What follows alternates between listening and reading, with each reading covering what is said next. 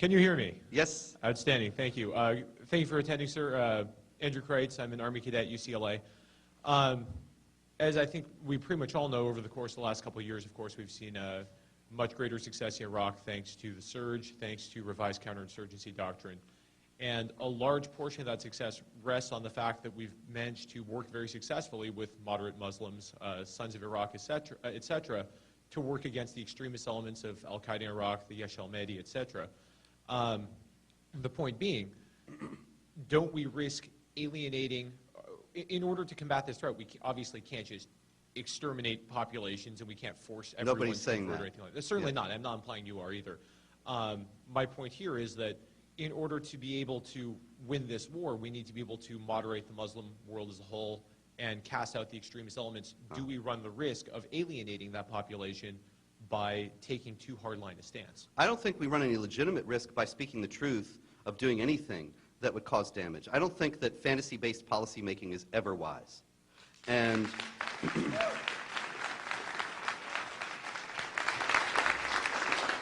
if it is true that the Quran and the Islamic tradition and Islamic law and Muhammad, the Prophet of Islam, all teach warfare against unbelievers, and it is true, if it is true that Muslims around the world are acting upon those things, and if it is also true that there are other Muslims who actually oppose those efforts and are willing to work with the United States, then I can't see how they could possibly be offended in a legitimate way if we speak honestly about the fact that those elements exist. And if they really oppose them, then they would not be angry at that kind of talk, but they would welcome it as reformers.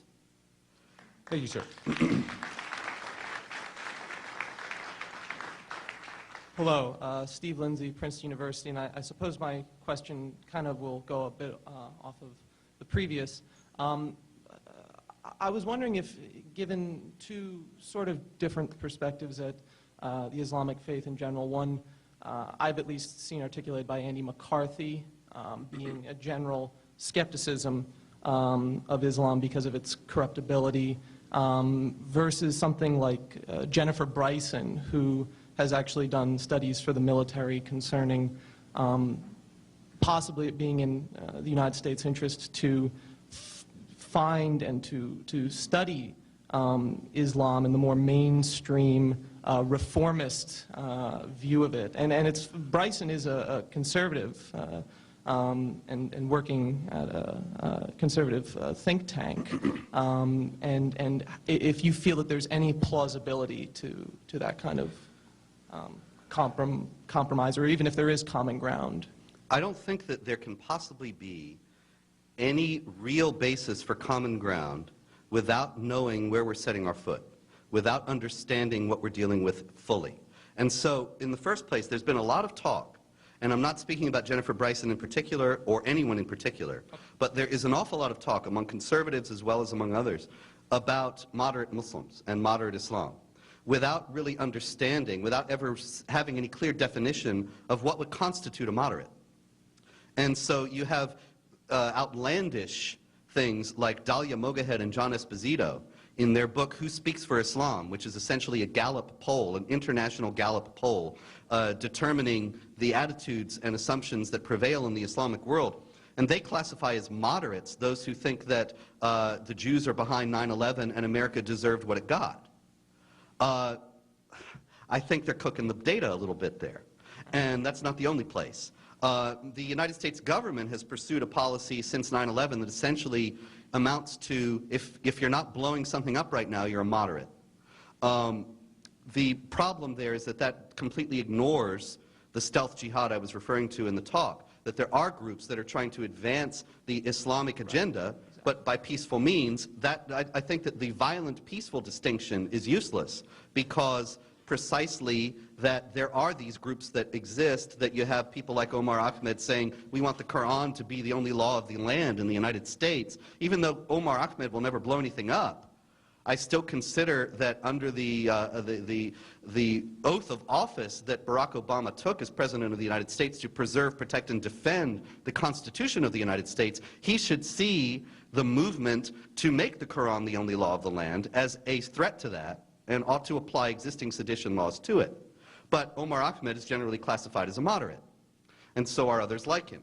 And so, look, in theory, it seems to me that sure, we could work with real moderate Muslims, but we have to define our terms very carefully. And I think the only way we can do that is to speak honestly and say, look, you know, the Quran does say, fight against even the Jews and Christians until they pay this jizya, this tax, with willing submission and feel themselves subdued, which has always been understood in Islamic law as meaning this subjugated status for non-Muslims and this institutionalized discrimination against them. And we know that Muhammad said to wage war against unbelievers. And we know that all these international Islamic movements say to do this and to pursue this war by various means, not always hot war.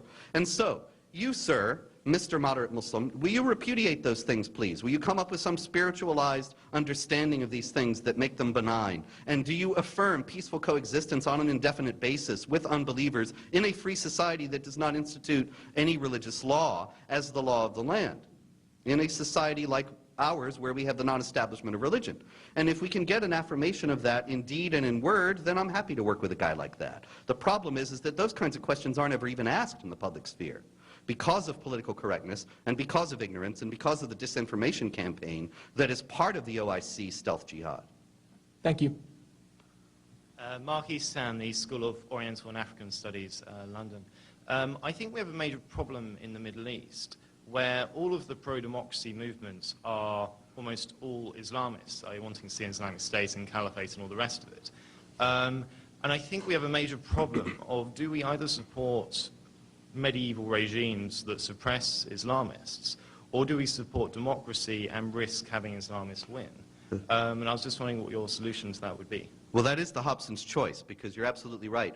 While the Islamic terrorists have been characterized as a tiny minority of extremists who are repudiated by the vast majority of Muslims worldwide, in reality, whenever there have been relatively free elections in the Islamic world in recent years, the people that want to see Islamic law imposed in the most draconian way generally come out the winners. And there are large majorities for that. And so supporting democracy as such ends up supporting the imposition of Islamic law and these institutionalized discriminations that it involves. And we've seen that in Iraq and Afghanistan, as well as in Gaza and elsewhere. And so the question becomes then, the alternative, in Iraq and Afghanistan, the United States opted to allow for the imposition of Islamic law and the installation of Sharia, Islamic law, as the highest law of the land, is stipulated in both the Iraqi and Afghan constitutions.